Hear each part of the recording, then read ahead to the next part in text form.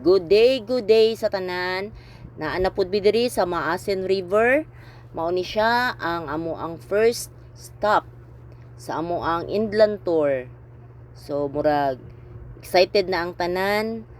Si Winward, labi na si Winward kay medyo ganahan kay ni siya aning mga diving. Ganahan siya kay medyo nakita niya nga medyo lalob ang tubig. So kaming duha ni Mimi diri nga time murag kulba hinam kay mi kay murag ako kabalo-balo ko mulangoy pero dili kaayo hawod.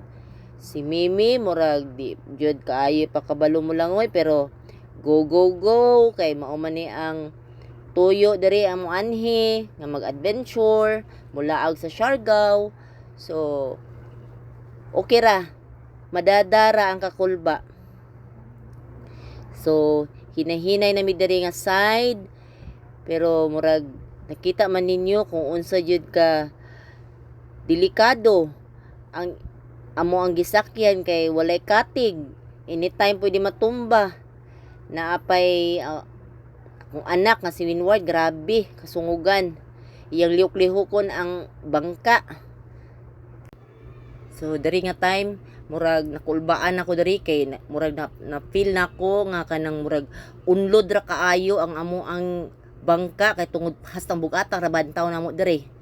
Mga dagko ra ba ming tulo, si Mimi ray gamay, manaapay driver nga sa amo ang bangka tigbugsay. Nga perti po dako pod. So murag isa na lang gid ka, murag ang ako ang estimate murag 3 inch na lang gyud ang iyahang murag level sa tubig sa amo ang bangka. Anytime good matuwad ang amo ang bangka. Man grabe ra ba ni ako akong anak nga kinamagulangan nga si Winward kay grabe gid kaayo ka lahig ulo. Sungugan, nagsalig kay hawd kaayo mo langoy. Makita man siguro ninyo nga ang pasulod didto perti ka murag puyanan sa mga buaya. Puyanan sa mga bitin. Perti ka kuan sa palibot na puro bakhaw. Murag hadlukay kaayo gid ang lugar. Pero sige ra kan kay may tuyo nga maglaag-laag jud. Padayon na lang. Kay kung simbak ko bitaw og na tumba bitaw mi aning among gisakyan. Ambot na lang. Si Mimi di binakabalo mo langoy man wa gyud ko kaunahon gid og life di sa iyahan nakigwa na. Ang inahan wala nag safety first sa iyang anak nga manghud. Pero salig naman po ko kay murag naaman si kuya sa iyang likod. Murag rescuer mang punuhay po ni si kuya sa iyang manghod. Basta magkalisod-lisod niyang manghod. Murag misalig rakan po ko sa iyaha. Pero ubuto no naon bitaw no. Kung muanhi bitaw mo diri aning lugara. Dapat mag life vest gyud ay. Kay nay nag-istorya sa ako kaning nakasugat nako. Natuwad man sila. Pero nagpapidpid sila. Murag ang iyang manggudawang porma diri sa iyang tubig kining diri nga side kay mura bitaw pa letter U ba ang sa tunga medyo ang lalom, so ang kilid-kilid diri mga bakhaw naman ni siya diri ang side murag matungkad-tungkad ra na siya. Pero hadlok gihapon gyud sa nga tanan kay wa matakabalugod sa ilalom unsa ang mga mananap diha sa ilalom. Napanay mga bitin, napanay mga anakonda unsa pa na diha, mga buaya, mga laing matang na mga mananap. So mali gid to nga wala mi nag life vest. So mo ni siya nga mo taud-taud ni siya nga pagbiyahe murag midagan ni siya og mga 25 minutes ana. Mansulog pa jud kay sa nga tanan kay ang pahapon-hapon naman gud ni siya. Pahapon-hapon na ni siya. Ani gud ni siya ang amo ang gianha dinha first stop gud na siya. Humaning balik na mi pagka alas 4 na pod kay pag anha na mo din kaganinang buntag medyo na nakuan pod mi kay arang kalubog maniana po tong isa ra mo na nakaisura dito nga murag dili ang ngayan pa maglaglaag din kay lubog pa. So ang imuhang maabtan didto murag dili lang gihapon ka murag makuan ba kay dili gwapo ang tubig. So murag pagkahapon-hapon ato at pati mong gutong ulan na gud pagkagabi. So pagkahapon-hapon na ato murag didto na nga murag nindo ti adto didto kay murag init-init na gamay. So murag tinaw-tinaw na daw ang tubig didto sa pinakatumoy nga tubod.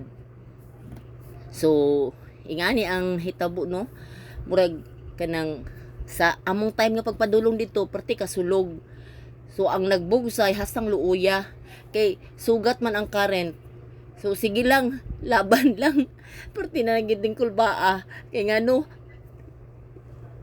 ang pagbugsay palang daan perti nang hasula kay perting bugatan namo humanapay sulog nga iyang kayahon kung sa istorya pa ni Edwin, boss nakabalo pa lang ko nga murag inaani ka sulog bay pag naghiram kog isa nimo ka bugsay para tabangan ta kag bugsay kay murag luoy yu kay kasangatanan bugat kaayo mi imong pasahero. Isa pud ni siya nga sakyanan nga murag dili po nako ni siya malimtan kay naa po ko history ani sa medyo bata-bata pa pud ko murag kaedad pa pud ko manghud-manghud lang ko ni Winmay sa akong anak nga babae sa dito sa Surigao gihapon del Norte sa Dinagat San Jose. Ingani gapon ang palibot daghan gyapon bakhaw man nanakay gyapon mi ubay-ubay mi ato sa akong mga uyuan sa akong mga auntie. Wa gyud mi nagdahom nga kini pong akong uyuan nga si Yuyo Chris perti po rin taong garauna iya pong lihok-lihok ang amo ang baruto perti po na pong pagka tikwanga mutong di ko kalimot kay ngano murag ang kakulba po og kahadlok nag-abot kay laliman kag ingani ka lubog ang tubig man noon pa gyud to siya nga iri nga naa day mga buaya dito sa amuang sa lugar. Munang dili ko kalimot murang murag mobati jud ko kahadlok sa ingani nga nanghitabo. Og kini nga portion din nga video naabot na kuno abot na mi diri. Mo na ni siya kung unsa ka lubog tong naagian namo kaganina maupod ka tin-aw ang imong masugat diri nga tubig. Ano kayo murag ma-amaze ka kay ngano kini nga punuan sa tubod murag siya ra gyud ang murag nalahi diri nga tubig nga makaana jud ka grabe ka tin-aw murag mainom jud siya kay grabe arang gyud ka kanindot sa tubig makita gyud ang mga bato-bato sa ilalom. So kini siya nga river diri Maasin River isa gyud ni siya sa pinakasikat diri nga tourist spot sa Siargao. Mas visit gyud ni siya sa naigusto nga moanhi diri sa Siargao. Super nice kaayo kung unsa ka hadlok nga imong nagian pagpadong diri sa tubod maupod ka happy ang imong ma-feel sa makita nimo inaani nga murag ka nang enchanted gyud kaayo siya nga tubod perti ka tin-aw gyud amazing yung kaay sa nga tanan. So puhon dasi maka visit mo makalaag mo diri sa Siargao dapat isulit gyud ninyo nga makaanhin mo diri aning lugar. Happy kaayo sa nga tanan maka happy gyud sa nga tanan. Sige, bye bye.